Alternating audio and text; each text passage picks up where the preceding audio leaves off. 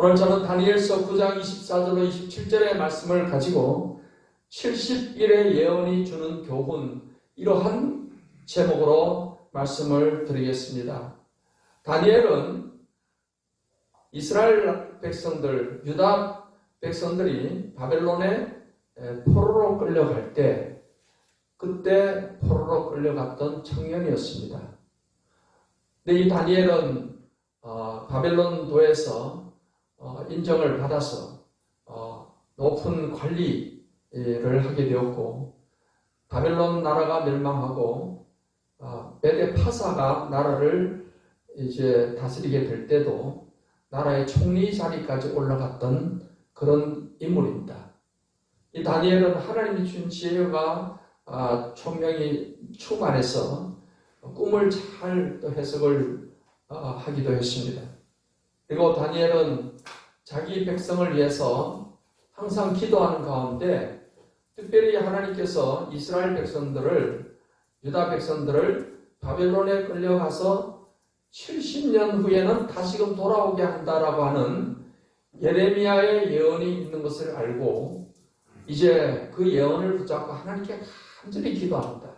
70년이 다 이제 끝나가기 때문에 하나님께서 그 예언에 말씀하신 대로 이스라엘 백성들, 유다 백성들을 바벨론 바사 제국으로부터 이제 다시금 고국으로 돌아가게 하실 것을 간절히 바라는 마음으로 자기 나라, 민족, 자기 백성의 장래를 놓고 하나님께 간절히 기도하는데, 하나님께서 이 다니엘에게 이스라엘 백성과 예루살렘 성에 대해서 70일에로 기한을 정하여서 예언의 말씀을 해 주셨습니다. 그래서 오늘 읽은 본문의 말씀이 바로 이 70일의 예언의 말씀인 것입니다. 1이라는 것은 7일이라는 거예요. 7일. 1이라는 말은 7일이라는 것입니다. 그래서 한 일에 하면은 한 주간이 되는 것입니다. 그러니까 70일에 하면은 7일이 이제 70. 근데 이 70일의 예언에서는 이것을 70일의 기간 동안에 일어날 예언으로 하신 게 아니고, 1이라는 것은 상징적인 기간이에요. 영적이고 상징적인 기간입니다. 그래서 이 1의 기간이 어느 정도 세월이 될지는 모르지만 하나님이 정한 상징적 기간을 1회로 표현한 것이다. 그래서 70일회를 3등분을 해서 7일회와 62일회와 한 일회로 이렇게 구분을 해서 예언을 하고 있습니다.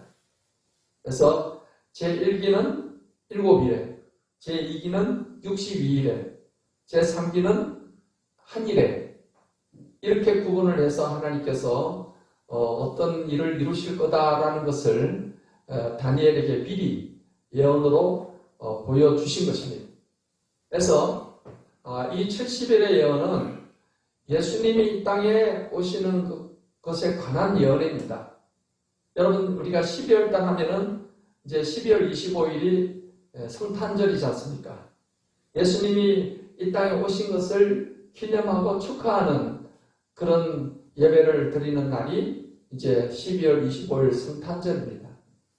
그래서 이제 12월이 되면은 우리 예수님이 이 땅에 오신 것을 우리가 이제 생각을 하게 되는데, 예수님이 이 땅에 오신 것이 그냥 갑자기 예수님이 탁 오신 것이 아니고, 이미 구약 성경에 하나님께서 메시아를 보낸다.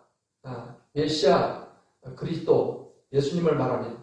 메시아를 보낸다는 것을 구약에서는 많이 예언되어 있습니다. 그 예수님이 오신다는 예언의 말씀 중에 오늘 70일의 가운데 이 메시아에 대한 예언이 아주 중심적으로 이 예언에서 말씀이 되고 있습니다. 그래서 이제 예수님의 이 땅에 오신 것을 기념하면서 우리가 12월을 맞이하고 있는데, 예수님이 이 땅에 오실 것을 70일을 통해서도 예언하고 있구나. 그래서 70일의 이 내용을 우리가 알고, 이 70일의 예언을 통해서 하나님이 주시는 귀한 교훈을 우리가 받고 또 믿음을 얻는 이 시간이 되어야 될 줄 믿습니다. 그래서 70일에를 3기로 이렇게 구분을 하는 것입니다. 7일에, 62일에, 1일에. 그래서 7일의 기간 동안에 예루살렘 성이 중건될 것이다 라고 했습니다. 예루살렘 성은 이스라엘 모든 정치, 종교의 중심지죠. 예루살렘 성. 예루살렘 성이 왜 중요한가 하면은 그게 하나님의 성전이기 때문이에요. 그래서 모든 이 이스라엘 백성들의 제사 행위는 다 성전에서 이루어지는 것이고 이 성전은 또 하나님이 그 지성소에 임하여 계시기 때문에 중요한 것입니다. 그런데 이제 바벨론이 유다를 이제 쳐들어와서 그 군대에 의해 가지고서 예루살렘 성이 완전히 파괴가 되고 성전도 완전히 파괴가 되었습니다. 그 파괴된 성전이 이제 이스라엘 백성들이 다시 고국에 돌아가면은 요 7일이라는 이 기간 동안에 그 성전이 다 준공되고 또 예루살렘 성도 다 준공될 것이다 라는 말씀인 것입니다. 그러니까 다니엘은 지금 자기 백성들이 고국 땅에 돌아가서 빨리 예루살렘이 다시 건축이 되어야 되고 하는데 성전도 다시 지어져야 되는데 이게 언제 될까 얼마나 궁금하겠습니까? 그래서 하나님께서 다니엘에게 이렇게 포로에서 돌아가면 7일이라는 기간을 통해서 성전이 중건된다. 예루살렘 성이 중건된다. 이것을 말씀을 하신 것입니다. 그리고 이제 중요한 것은 이스라엘 백성들이 바벨론에서 돌아가서 그때부터는 이제 400년 이후에 예수님이 오시는 거예요. 예수님이 오실 것에 관한 예언이 이어지고 있는 겁니다. 그래서 예수님이 이 땅에 오셔서 십자가에 못 박혀 죽으시고 부활하시고 승천하시는 그때까지의 기간을 62일이라는 상징적 기간으로 표현을 하신 것입니다. 62일의 기간에 이르러서 예수님이 오시고 십자가에 죽으시고 승천하실 것까지. 그리고 이제 마지막 한 일에는 예루살렘의 멸망에 관한 예언입니다. 이 예루살렘의 멸망이 왜 예루살렘 멸망이 되어야 되느냐라는 것이에요. 그것은 여러분 예수님이 이 땅에 오시기 전에 구약 시대에는 예수님이 오실 것을 이제 기다리는 기간이에요. 그리고 예수님이 오셔서 십자가에서 우리 죄를 다 사해 주실 그것을 모형적으로 양이나 소나 이런 짐승을 성전에서 제사를 드림으로써 그 믿음을 표현하는 것입니다. 그러나 예수님이 오시고 나면 더 이상 예루살렘 성전에서 드려지던 동물 제사는 이제 끝난 거예요. 예를 들어서 내가 아파트를 새로 분양을 받게 되면 분양 건축되기 전에는 모델하우스가 있죠. 근데 건축이 되고 내가 아파트에 이제 입주를 하게 되면 모델하우스는 필요가 없어요. 그래서 부셔버리는 겁니다. 그러니까 구약에서의 그 성전, 예루살렘 성전이나 동물제사는 모델하우스와 같은 것이죠. 예수님이 오셔서 이루실 것을 그림자로 모형으로 보여주기 위해서 그 믿음을 그렇게 표현하기 위해서 구약에서는 동물제사를 드렸던 것입니다. 그러면 이제 예수님이 오셨어요. 예수님이 오시고 예수님이 자기 몸을 하나님께 제물로 바치시고 우리를 위한 영원한 속죄의 제사를 드려주셨습니다. 영원한 속죄의 제사를 드렸기 때문에 더 이상 이런 어떤 제사, 속죄 제사, 동물 제사 이런 것들이 필요가 없게 된 겁니다. 구약의 동물 제사는 끝이 난 겁니다. 그런데 예수님이 오셨는데 예수님을 받아들이지 않던 유대인들이 있습니다. 대부분의 유대인들이 마음이 완악해서 예수님을 안 받아들였어요. 그래서 예수님을 십자가 못 박아 죽이는데 앞장섰고 기독교를 핍박을 하고 그렇기 때문에 그들은 예수님을 안 믿으니까 예루살렘 성전에서 계속해서 구약시대처럼 동물을 잡아 제사 드리는 것을 그들은 계속 할 수밖에 없었던 것입니다.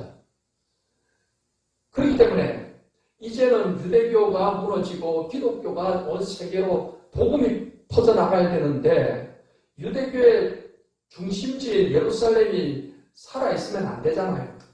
그래서 하나님께서는 예루살렘을 멸망시키겠다는 것을 미리 다 말씀을 하셨습니다. 그리고 예수님도 그렇게 말씀을 하셨고요.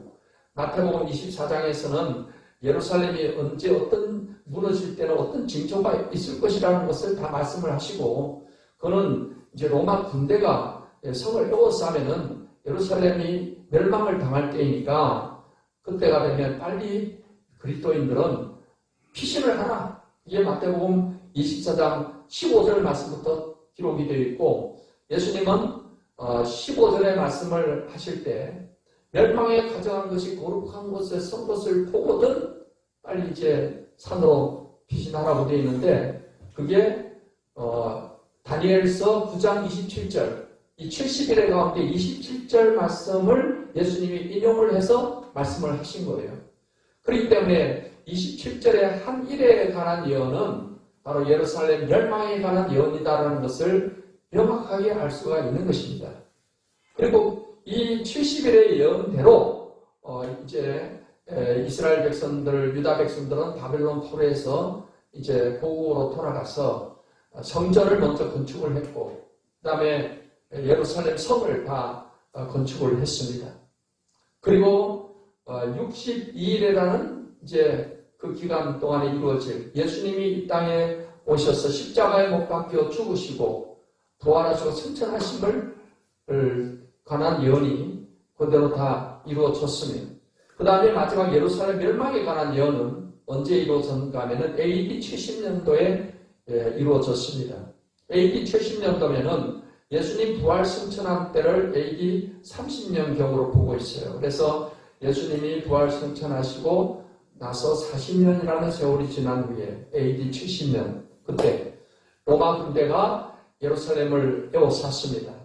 그래서 티투스 대장에 의해 가지고, 장군에 의해 가지고서 예루살렘 공격을 받아 가지고서 완전히 멸망을 받았습니다. 이 예루살렘 멸망에 관한 유대 전쟁사를 역사가 요세푸스 역사서에 자세히 기록을 하고 있습니다. 이때 그 예루살렘 성 안에는 유월절 제사를 드리려고 온 세계에서 유대인들이 몰려들었습니다. 이 사람들은 예수 믿는 사람이 아닙니다. 왜냐하면 구약처럼 동물 제사를 드리려고 모인 사람들이기 때문이죠. 그래서 드디어 이제 하나님께서 예루살렘 성을 멸망시킬 때가 되셨기 때문에 이제 로마 군대가 포위를 했고, 포위를 했다가 아무 이유 없이 잠깐 포위를 풀었는데, 그때 예루살렘 성 안에 있던 기독교인들은 예수님이 하신 말씀을 생각한 겁니다. 로마 군대가 이렇게 성을 에워싸거든. 이게 예루살렘 멸망할 때다. 예수님이 빨리 산으로 피신하라고 했다. 그래서 기독교인들은 다 예루살렘 성에서 빠져나와가지고서 요단강 건너 펠라라는 산지 마을로 다 피신을 했어요. 그것을 교회사 역사를 기록했던 유세비우스 교회사 역사에 그 내용이 자세히 나옵니다. 기독교인들이 다 빠져나간 이후 AD 70년, 그때 로마 군대가 예루살렘 성을 멸망을 시킵니다. 성전이 다 불타버리고, 그래서 성전을 다 금으로 막 장식해 놨는데 그 금이 녹아가지고 막 그 벽 사이 틈으로 다 들어가니까 로마 군대가 그 금을 캐기 위해서 돌을 다 헤쳐가지고, 그 예수님 말씀하신 대로 돌 하나도 돌 위에 남지 않고 무너지리라 한 대로 예루살렘은 이렇게 멸망을 당하게 된 겁니다. 그때 이후로 유대인들은 이제 이스라엘 나라가 무너졌어요. 나라를 잃어버리고 유대인들은 온 세계로 흩어져서 사는 가운데 고난을 당하게 됩니다. 히틀러에 의해서 600만이 학살당하게 됐습니다. 그래서 이 유대인들은 자기들이 나라를 잃어서 이런 고난을 당하고 있다 해서 그들은 시오니즘 운동을 일으켜서 우리 땅을 다시 찾자 해가지고서 땅을 사들여서, 팔레스타인의 땅을 사들여서 다시 간신히 지금 이스라엘 나라를 땅을 찾아서 나라를 세우게 된 겁니다. 우리는 이 성경의 예언이, 70일에 관한 예언이 이처럼 예루살렘 성이 중건되고 예수님이 이 땅에 오셔서 우리 죄를 위해서 죽으시고 부활하시고 승천하시고, 그 다음에 예수님을 거부하던 예루살렘이 완전히 멸망을 당하는 것까지 이 하나님이 다니엘에게 보여주신 이스라엘 나라와 예루살렘 성에 관한 그 예언이 그대로 하나도 오차도 없이 이루어졌다는 사실을 알 수가 있습니다.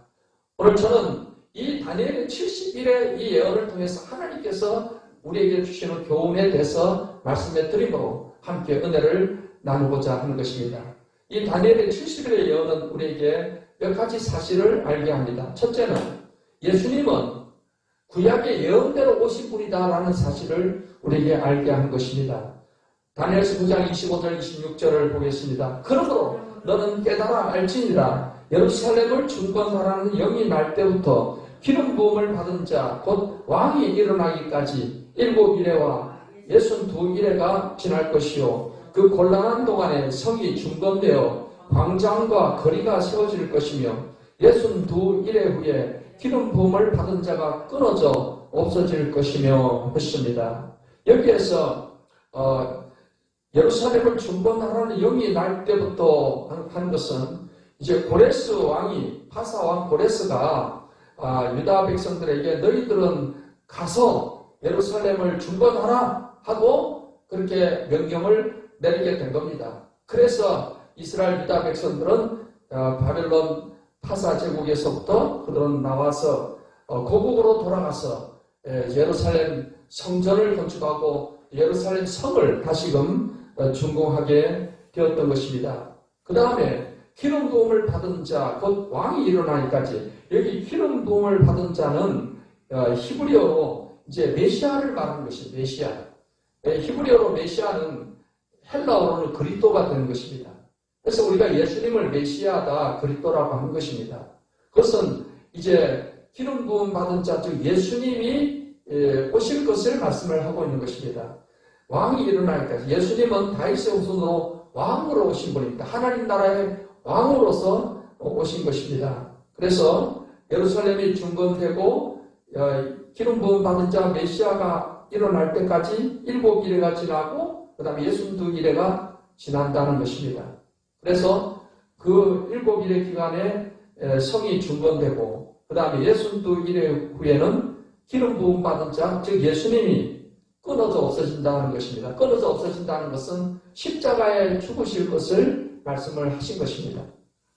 그래서 예수님께서 이렇게 오실 것을, 메시아가 오실 것을 70일의 예언에서 분명하게 예언을 하고 있는 것입니다.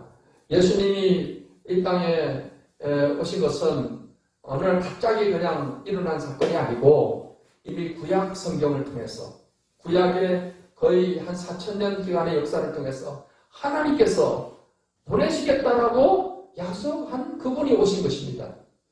이 예수님이 구약에 약속된 예수님이 바로 복음이다라고 로마서에는 말씀을 하고 있습니다. 로마서 1장 1절로 4절을 보겠습니다. 예수 그리스도의 종 바울은 사도로 부르심을 받아 하나님의 복음을 위하여 택정함을 입었으니 이 복음은 하나님이 선지자들을 통하여 그의 아들에 관하여 성경에 미리 약속하신 것이다. 그의 아들에 관하여 말하면 육신으로는 다윗의 혈통에서 나셨고 성결의 영으로는 죽은 자들 가운데서 부활하사 능력으로 하나님의 아들로 선포되셨으니 곧 우리 주 예수 그리스도시니라 했습니다. 바울 사도는 로마서를 통해서 복음이 무엇인가를 지금 말하고 있는 것입니다. 이 복음은 구약의 성경에 이미 약속된 것이다라는 거예요. 그 약속된 것은 누구냐면 바로 하나님의 아들에 관하여서다. 예, 하나님의 아들 예수님은 다윗의 혈통에서 태어나셨고 그 다음에 죽은 가운데서 부활하셨고 그리고 하나님의 아들로 선포되셨고 그분이 바로 우리 주 예수 그리스도시다라는 것입니다. 그렇기 때문에 복음은 무엇이 복음이냐면 예수 그리스도가 복음인 것입니다. 복음을 좀 더 길게 이야기하면 예수님이 우리 죄를 위하여 십자가에 죽으시고 부활하신 것이 바로 복음이라는 것입니다. 조금 더 길게 이야기하면은 우리 죄를 위하여 십자가에서 죽으시고 부활하신 예수님을 믿으면 우리가 구원받고 영생을 얻게 된다는 게 바로 복음인 것입니다.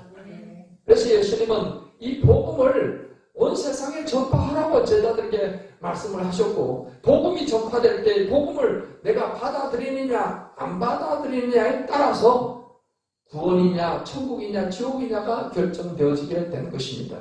성경 말씀 마가복음 16장 15, 16절을 보겠습니다. 또 이르시되 너희는 온 천하에 다니며 만민에게 복음을 전파하라. 믿고 세례를 받는 사람은 구원을 얻을 것이요 믿지 않는 사람은 정죄를 받으리라 했습니다. 복음이 온 땅에 전파되는데 복음을 믿고 받아들이는 사람, 즉 복음이 예수님인데 예수님을 내가 믿고 주님으로 받아들이는 사람은 구원을 받는 것입니다.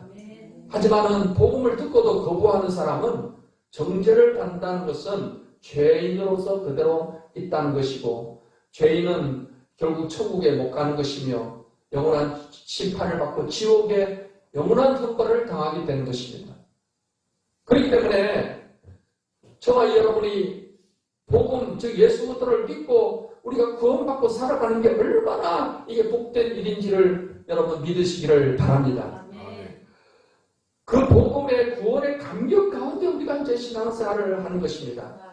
이단들은 뭐 해야 구원받고 뭐 헌신해야 또 구원받고 인간의 행위를 강조해서 구원을 받게 하는 것이지만은 여러분 참 진리는 복음이신 예수님을 내가 받아들이고 믿음으로 구원을 받는 것이 바로 이 진리인 것임을 믿으시기를 바랍니다.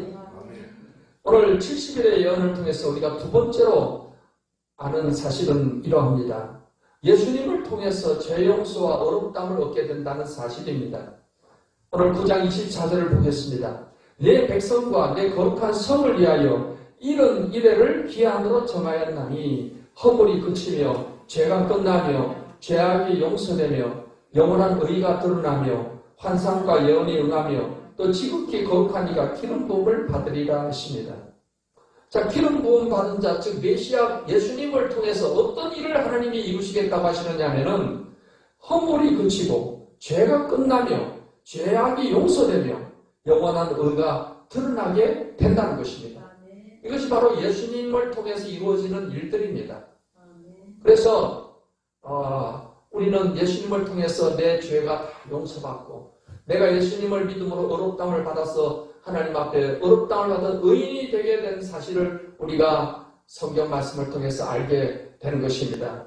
성경 말씀 로마서 3장 23절로 26절을 보겠습니다. 모든 사람이 죄를 범하였음에 하나님의 영광에 이르지 못하더니 그리스도 예수 안에 있는 성령으로 말미암아 하나님의 은혜로 값없이 의롭다 하심을 얻은 자 되었느니라. 이 예수를 하나님이 그의 피로써 믿음으로 말미암는 화목 제물로 세우셨으니 이는 하나님께서 길이 참으시는 중에 전에 지은 죄를 간과하심으로 자기의 의로우심을 나타내려 하심이니 곧 이때 자기의 의로우심을 나타내사 자기도 의로우시며 또한 예수 믿는 자를 의롭다 하려 하심이라고 했습니다.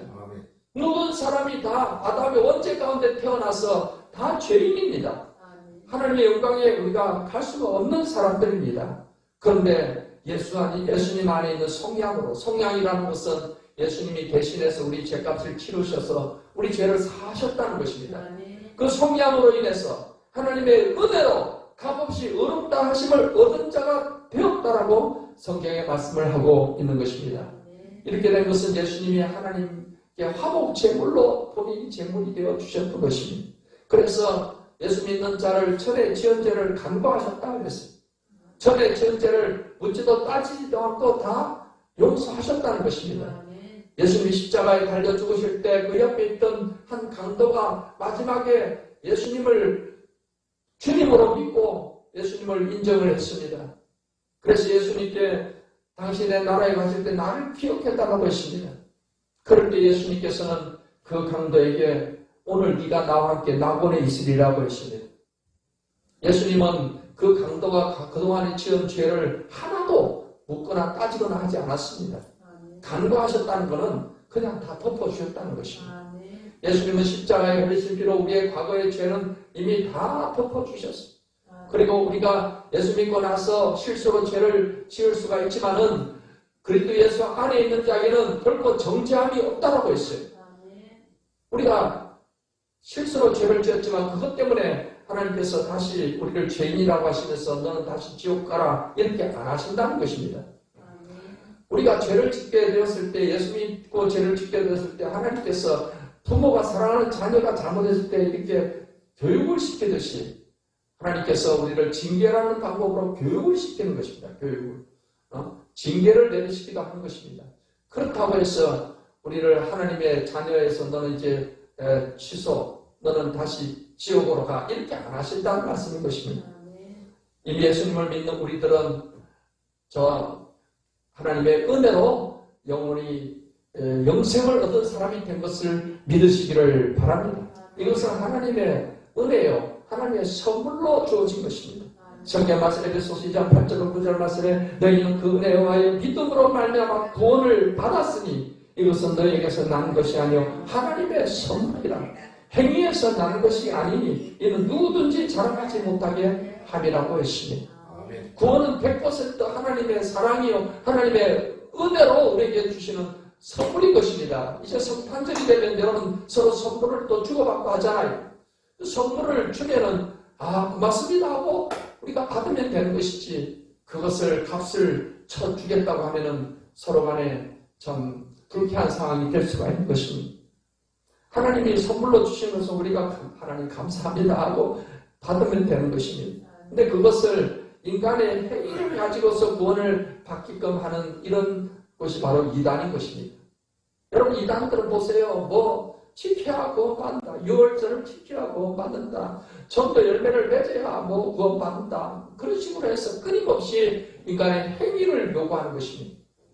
하지만 여러분, 구원은 전적인 100% 하나님의 은혜로 주시는 선물임을 믿으시면 아멘 하시기를 바랍니다. 아멘.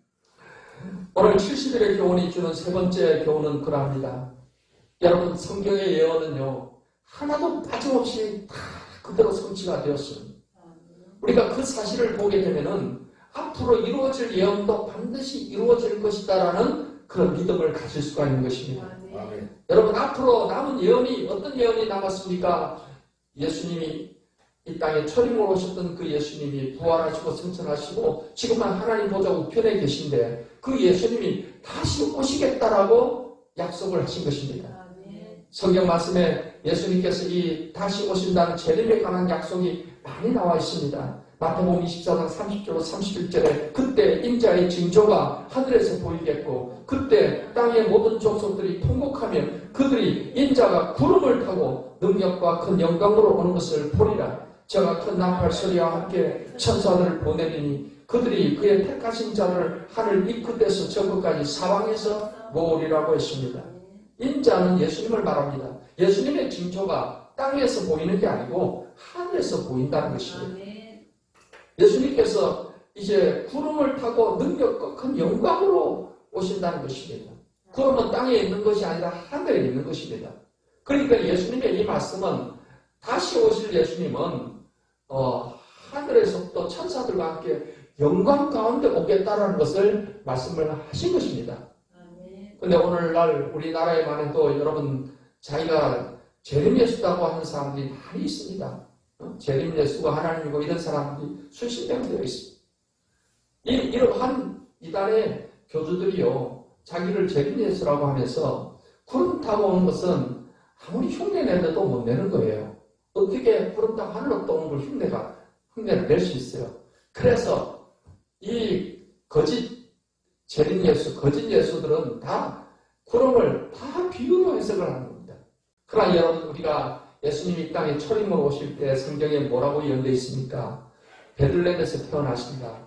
처녀가 아들을 낳을 것이요 다윗의 후손으로 오신다. 이렇게 되어 있는데 이 예수님 오실 것에 관한 예언이 하나도 빠짐없이 이게 비유로 이루어진 게 아니고 다 문자적으로 이루어졌습니다. 실제로 예수님은 베들레헴에서 태어나셨고 처녀 마리아를 통해서 아기로 태어나셨고 또 다윗의 후손으로 오신 것입니다. 그렇기 때문에 예수님이 재림에 관해서 하신 말씀도 이게 비유가 아니고 문자적으로 이루어진다는 사실을 믿으시기를 바랍니다. 구름 타고 하늘로부터 오신다고 했으면 하늘로부터 오시는 거예요. 예? 우리 눈으로 볼 때는 막 구름을 타고 영광 가운데 오시는 모습으로 눈에 보이게 될 것입니다. 그리고 또 예수님이 이 땅에 오실 때 어떤 일들이 일어날 것인가를 성경 데살로니가전서에 또 구체적으로 말씀하고 있습니다. 데살로니가전서 4장 13절로 18절 말씀을 보겠습니다. 형제들아, 자는 자들에 관하여는 너희가 알지 못함을 우리가 원하지 아니하노니 이는 소망 없는 다른 이와 같이 슬퍼하지 않게 하려 함이라. 우리가 예수께서 죽으셨다가 다시 살아나심을 믿을진대 이와 같이 예수 안에서 자는 자들도 하나님이 그와 함께 데리고 오시리라. 우리가 주의 말씀으로 너희에게 이것을 말하노니 주께서 강림하실 때까지 우리 살아남아 있는 자도 자는 자보다 결코 앞서지 못하리라. 주께서 호령과 천사장의 소리와 하나님의 나팔 소리로 친히 하늘로부터 강림하시리니 그리스도 안에서 죽은 자들이 먼저 일어나고 그 후에 우리 살아남은 자들도 그들과 함께 구름 속으로 끌어올려 공중에서 주를 영접하게 하시리니 그리하여 우리가 항상 주와 함께 있으리라. 그러므로 이러한 말로 서로 위로하라 했습니다. 예수님이 이제 재림하시게 되면은 먼저 그리스도 안에서 죽은 자들이 먼저 일어나는 것입니다. 예수 믿고 죽은 성도들이 영혼은 천국에 가서 있지만 몸은 다 이제 무덤에 있습니다. 예수님께서 재림하실 때 그 성도들의 영혼이 함께 와서 죽은 몸이 살아나는 것입니다. 부활. 이게 생명의 부활입니다. 부활할 때 영혼과 하나가 돼서 이제 부활을 해서 예수님 앞에 서게 되는 것입니다. 그 다음에 일어날 일은 살아서 예수님을 맞이하는 사람들이 살아남은 자들도 그들과 함께 구름 속으로 끌어올려 공중에서 주를 영접하게 하신다 했습니다. 고린도전서 15장에서는 이것을 좀 더 구체적으로 말씀하고 있는데 살아있는 성도들의 몸이 호련히 변화가 되어서 영의 몸으로 변화가 되어서 공중에서 예수님을 맞이하게 되는 것입니다. 그래서 우리가 주와 함께 있으리라 했습니다. 그래서 구원받은 성도들은 다 공중에서 예수님을 맞이해서 천국에 들어가서 예수님과 함께 이제 영원토록 함께 하는 것입니다. 그리고 이 세상에 이제 남아있는 사람들은 죽은 자든 살아있는 자든 예수 안 믿는 사람들만 남아있습니다. 이들은 죄인입니다. 그래서 하나님의 심판을 받아서 데살로니가서에 보면 영원한 멸망의 형벌을 받게 된다라고 말씀을 하고 있는 것입니다. 그렇기 때문에 여러분, 우리 예수님의 재림은 우리가 지금 기다리고 있어야 되는 곧 이루어질, 언제 이루어질지 모르지만 우리가 기다리고 있는 예언인 것입니다. 예수님이 다시 오시는 그날과 그때는 아무도 모른다고 그랬어요. 하늘에 계신 아버지만이 아신다고 그랬어요. 그러면서 예수님께서는 예수님의 재림을 기다리는 성도들이 어떠한 자세를 가져야 될 것인가라는 것을 성경에 말씀을 하고 있는데 마태복음 그러므로 깨어있으라. 어느 날에 너희 주가 임하는지 너희가 알지 못함이니라. 너희가 아는 바니 나는 집주인이 도둑이 어느 시각에 올 줄을 알았더라면 깨어있어 그 집을 뚫지 못하게 하였으리라. 이러므로 너희도 준비하고 있으라. 생각하지 않은 때 인자가 오리라 했습니다. 예수님은 예수님의 재림을 대비해서 깨어있으라는 것입니다. 24시간 잠자지 말고 눈을 벌떡 뜨고 깨어있으라 그 말이 아니고 영적인 신앙 상태가 깨어있어야 된다는 것입니다. 세상 일에 빠져가지고서 예배도 등한히 하고 기도 생활도 등한히 하고 세상 쾌락과 세상 죄악에 더 빠져서 살다가는 그날에 예수님이 오시면 어떡하겠습니까? 예수님이 언제라도 오실 것을 우리가 기다리고 항상 깨어있는, 영적으로 깨어있는 예수님을 기다리는 그런 신앙을 가지고서 신앙생활을 해야 될 줄 믿습니다. 그렇게 깨어서 주님을 맞이하게 될 때 주님께서는 잠깐 칭찬하시고 우리에게 또 상을 주시고 멸류관 주시고 그렇게 그 날이 오게 될 것입니다. 사랑하는 성도 여러분, 이제 성경의 예언들이 예수님에 관한 예언들이 하나도 빠짐없이 다 이루어진 이 사실을 우리가 보게 될 때 앞으로 남은 예언, 예수님의 재림과 새하늘과 새 땅과 새 예루살렘, 천국이 완성되는 이 예언들도 반드시 이루어진다는 이 사실을 믿으시고 다시 오실 예수님을 항상 깨워서 기다리고 신앙생활하는 성도 여러분 되시기를 예수님의 이름으로